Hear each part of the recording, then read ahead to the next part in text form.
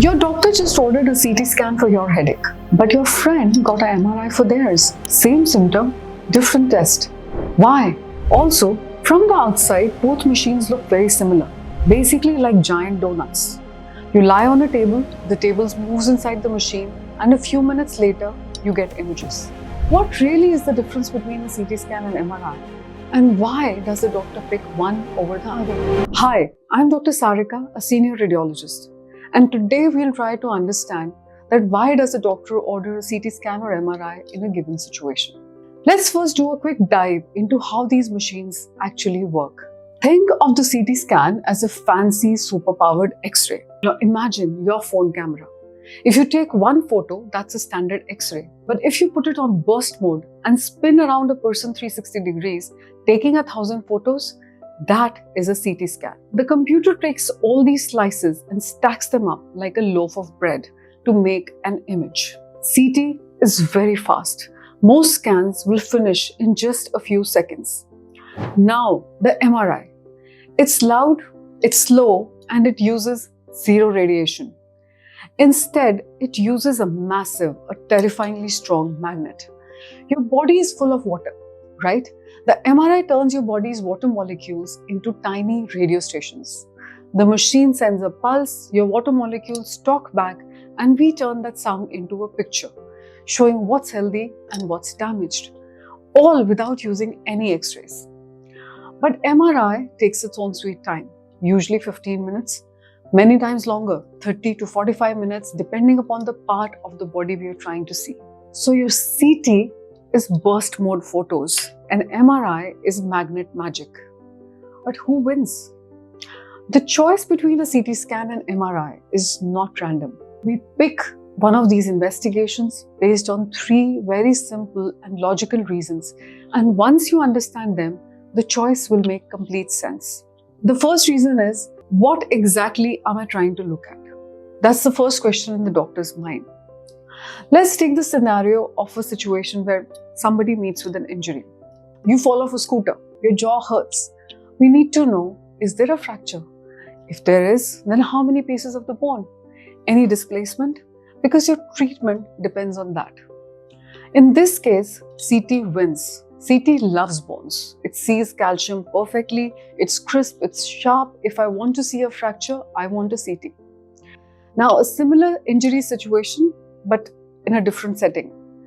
You're playing football, you twist your knee, and you hear a pop. The bone is likely to be fine, but the ligaments, the squishy stuff that holds the knee together, is likely to be torn. 90% of sports injuries involve these soft tissue injuries. And in this case, MRI wins. CT is terrible at looking at soft tissues. It looks like grey mush on CT.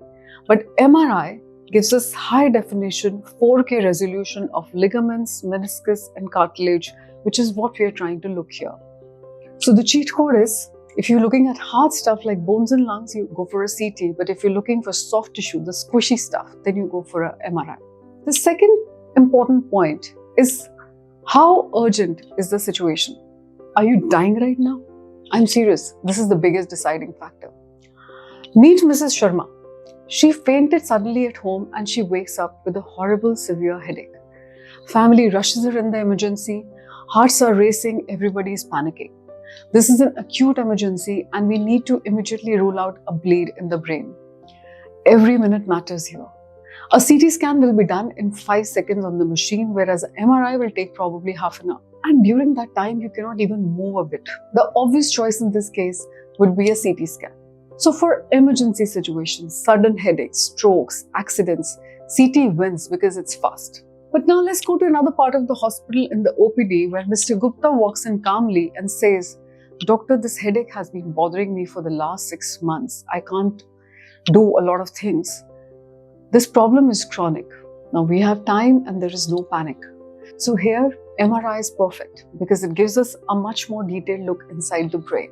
So the cheat code here is, if the situation is urgent or acute as we call it, we do a CT, but if the problem is longer, chronic, MRI.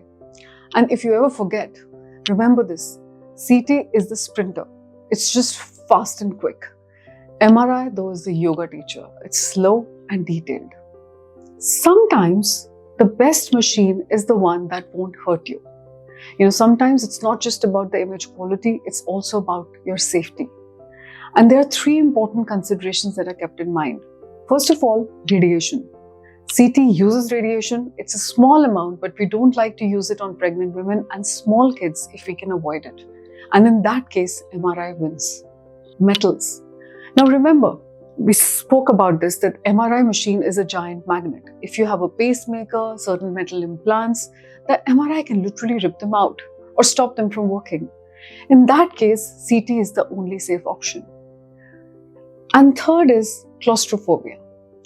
MRI machine is like a tight tunnel and you're there for a long time. So if you hate small spaces, you might panic inside the tunnel. In that case, we sometimes do a CT because it's much more open and fast. So, patient safety wise, if we have radiation concern, then we use MRI. But if we have problems like implants or time and space constraints because of the patient problem, then we typically go for a CT.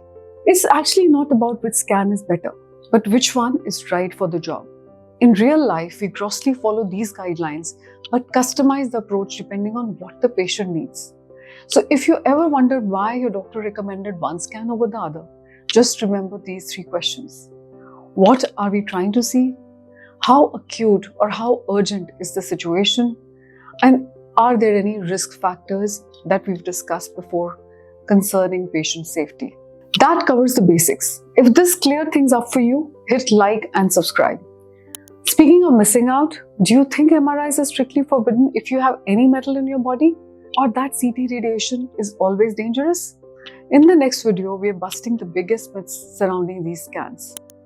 You'll be surprised to hear the truth. See you.